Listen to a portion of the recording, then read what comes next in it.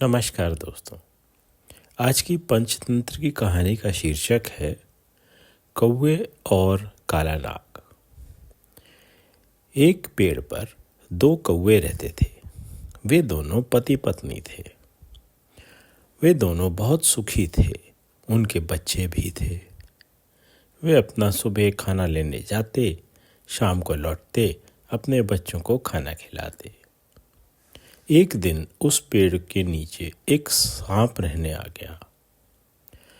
वह सांप या नाग काले रंग का था और उसने पेड़ के तने में एक छेद में अपना घर बना लिया। कौवों को ये चीज़ पसंद नहीं आई कि उनके पास में एक इतना बड़ा खतरा आ गया है, लेकिन वे क्या कर सकते थे। एक दिन जब दोनों गए हुए थे तो नाग चुपचाप पेड़ पर चढ़ा और कौवों के बच्चों को खा गया। जब दोनों कौवे घर लौटे तो उन्होंने पाया कि उनके बच्चे गायब हैं। उन्होंने दूसरे पशु पक्षियों से पता किया, किंतु कोई भी उनको ज़्यादा जानकारी नहीं दे पाया। वे बहुत व्याकुल हुए, बहुत व्यथित हुए, किंतु वे क्या कर सकते थे। कुछ समय पश्चात कौवे की पत्नी ने फिर से अंडे दिए।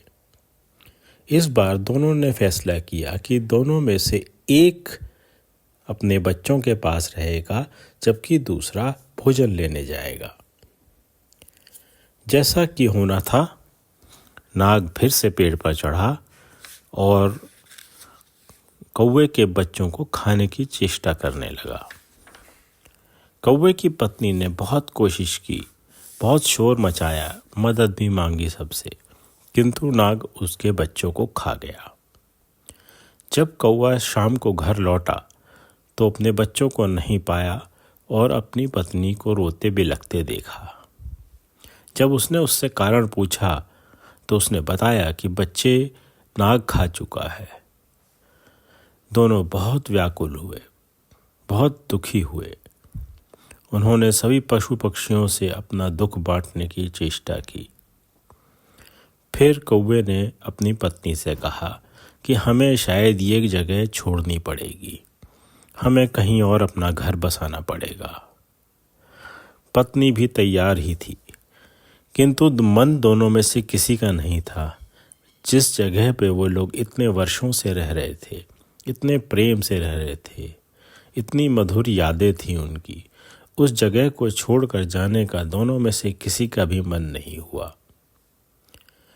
फिर कौवे ने कहा, चलो अपने मित्र लोमड़ी से बात करते हैं, हो सकता है वो कोई रास्ता बता सके। तो दोनों मिल उड़ते हुए अपने मित्र लोमड़ी के पास पहुंचे। लोमड़ी को अपनी व्यथा सुनाई तो लोमड़ी भी बहुत दुखी हुई।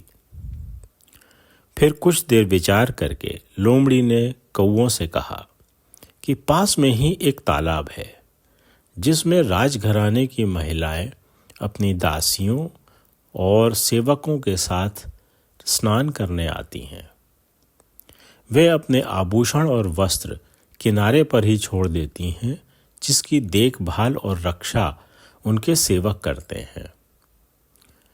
तुम उनके आभूषण में से कोई आभूषण चुरा लेना और खूब शोर मचाते हुए वापस अपने पेड़ पर आ जाना।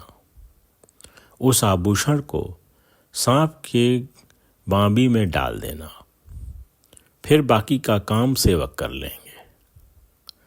ये सुनकर दोनों ही कौवे वापस उड़कर अपने घर आ गए। अगले दिन सुबह दोनों ने जाकर के तालाब के पास इंतजार करना शुरू कर दिया। वे प्रतीक्षा में थे कि कब राजघराने की महिलाएं आएं और वे उनका आभूषण चुरा सकें।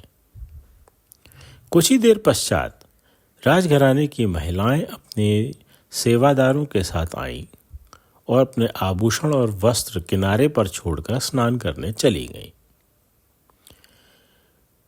कौवे की पत्नी ने उन महिलाओं के आभूषणों में से एक आभूषण चुरा लिया और उसको ले जाकर सांप की बांबी में डाल दिया।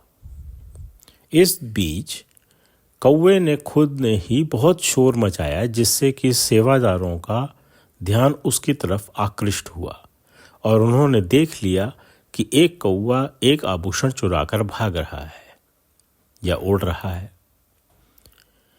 वे उसका पीछा करते हुए पेड़ तक पहुंच गए। कौवे की पत्नी ने वह आभूषण सांप की बांबी में गिरा दिया और खुद ऊपर पेड़ पर बैठ गए।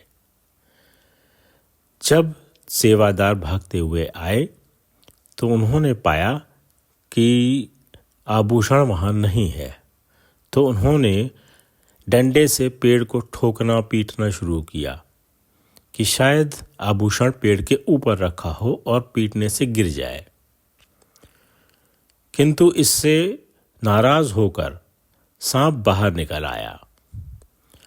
जब सांप बाहर आया तो उन्होंने पाया कि आभूषण सांप की बांबी में छुपा है और सांप उनको फुफकार रहा था।